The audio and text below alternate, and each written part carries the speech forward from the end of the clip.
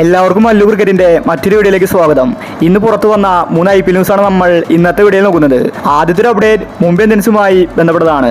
മുംബൈ ടീമിന്റെ ശക്തി എന്ന് പറയുന്നത് ബുംറയാണ്. ബൗളിംഗിൽ ബുംറ ഇല്ലെങ്കിൽ അത് മുംബൈ ഇന്ത്യൻസിന് വലിയ തിരിച്ചടിയായേക്കും. ഇപ്പോഴിതാ ചാമ്പ്യൻസ് ട്രോഫിയിൽ നിന്ന് ബുംറ റൂൾ ഔട്ട് ആയിരിക്കുകയാണ്.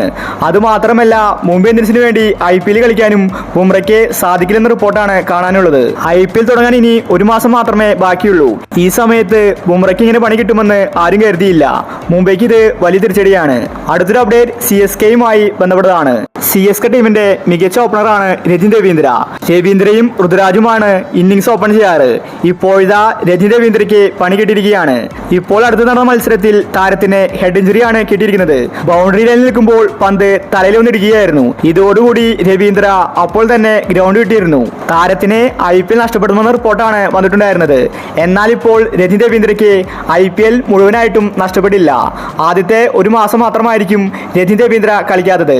IPLന്റെ പകുതി സമയത്ത് രവീന്ദ്ര തിരിച്ചു വരുമെന്ന റിപ്പോർട്ടാണ് കാണാനുള്ളത്. ഇത് CSK ടീമിന് ഒരു സന്തോഷ വാർത്തയാണ്.